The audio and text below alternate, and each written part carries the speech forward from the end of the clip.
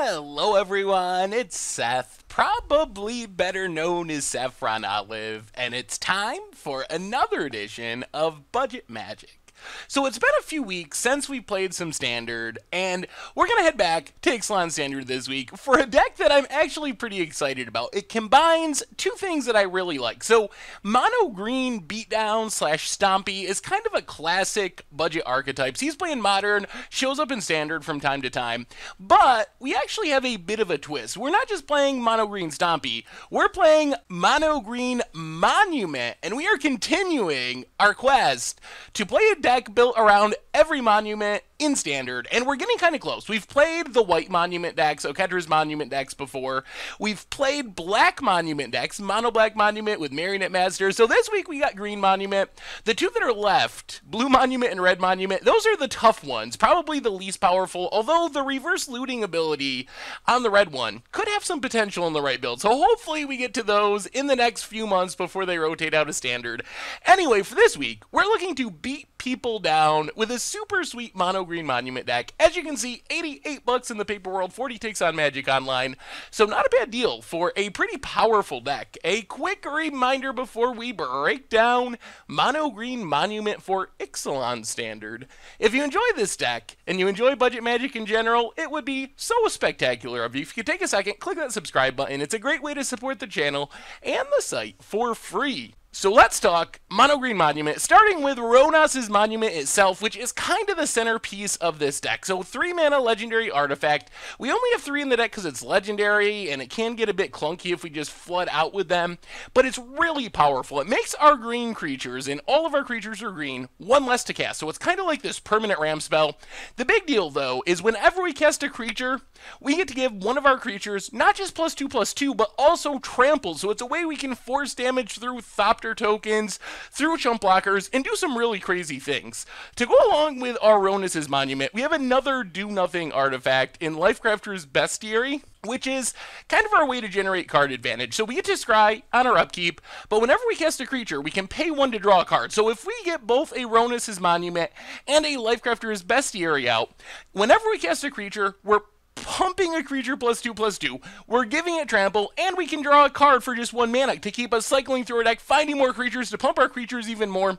So the idea of this deck is to just be really explosive. We have a strong curve. The ramping of Rhonas Monument helps us play multiple creatures in the same turn, and suddenly we're hitting with like a 10/10 trampling creature pretty much out of nowhere. So what are we using to trigger our Rhonas Monument, to trample up our creatures, to pump our creatures, our Lifecrafter's Bestiary?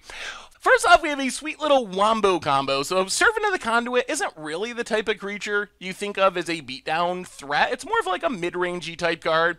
While adding mana is sometimes nice, the real reason we have Servant of the Conduit in our deck is to spend energy. We need a way to just drain energy from ourselves, because one of our best ways to trigger Rhonas Monument, to trigger our Lifecrafter's Bestiary, is Greenbelt Rampager. So Greenbelt Rampager, 1 mana 3/4, sounds pretty insane. When it enters the battlefield, we have to pay 2 energy. If we can't, we bounce it back to our hand and we get an energy.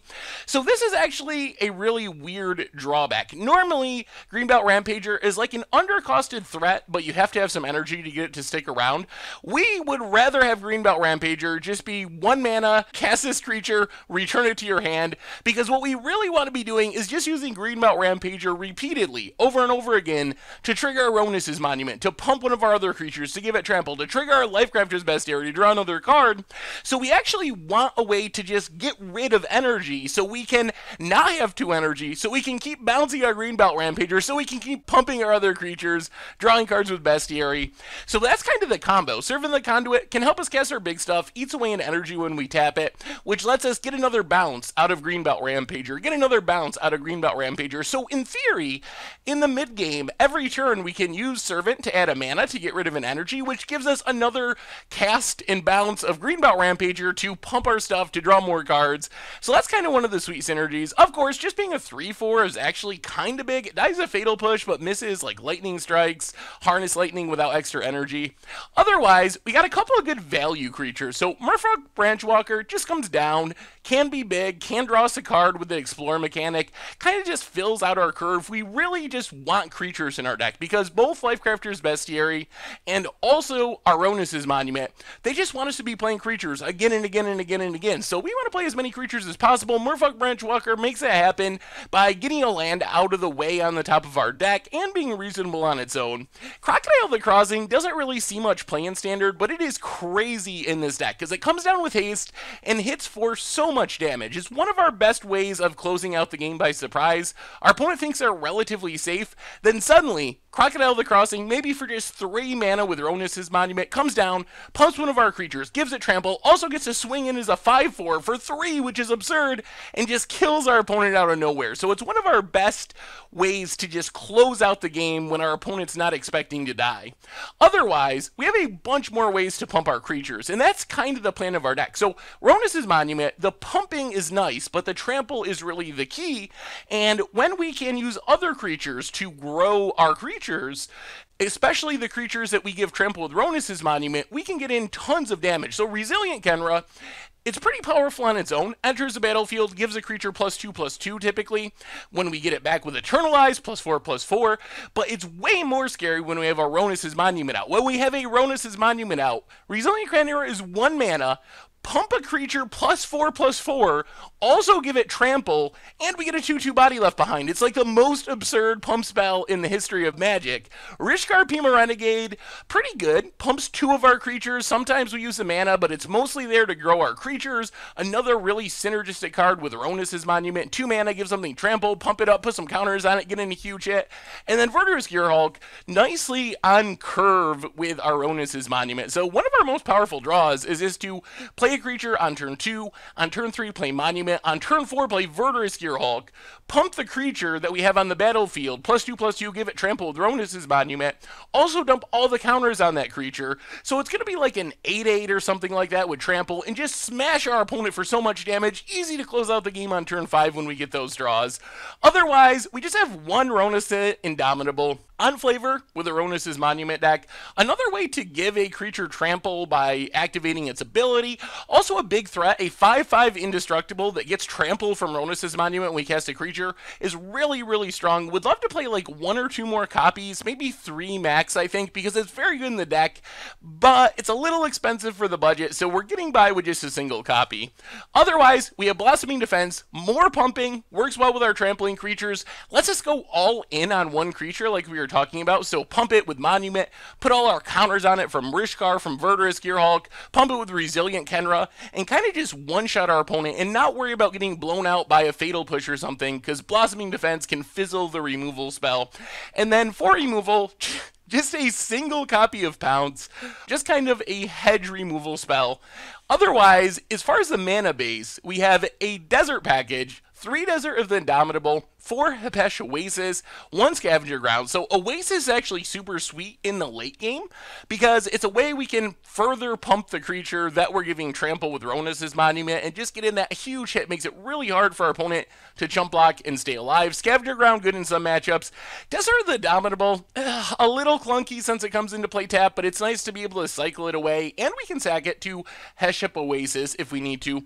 Otherwise, just a bunch of forests. In the sideboard, a bunch more pounces for removal if we need to really kill creatures like against Ramanant Bread or something. Helpful there.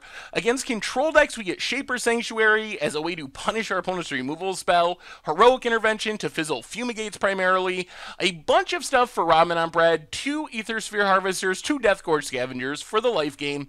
Deathgorge Scavenger also works with Croak of Condemnation to be our hate for Scarab Gods, for God Pharaoh's Gifts. One of the downsides of being mono green, we don't really have clean answers to things. We can't kill the Longtusk Cub very easily on turn 2.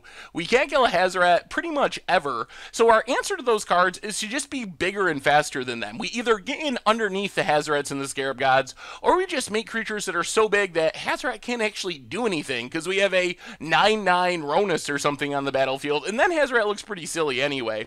Otherwise, just a couple of Manglehorns, and that is Mono Green Monument for Standard, and that's our budget Magic deck for this week. So I think this deck is actually pretty fun. I was surprised by how good it was at stealing games.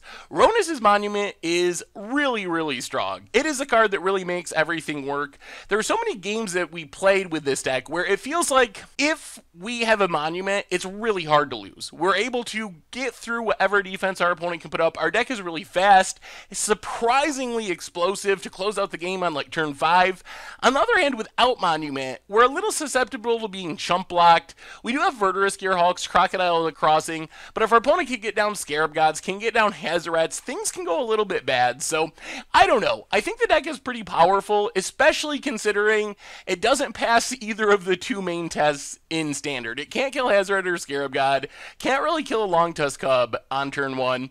So for not really being an answer deck at all, and just being a I'm going to beat your face with really big things deck, I was actually impressed by how well this could keep up with a lot of the best decks in Standard. So I was surprised. It was better than I imagined it would be when I put it together and started playing it. So anyway, I'll stop rambling. Let's get to the gameplay videos. Thank you very much for watching. I hope you enjoy them, and I will talk to you soon. Thanks for watching the video. If you enjoyed it, take a second and click that like button down below. It's a great way to help support the channel for free, and you can find the next video in the playlist right here.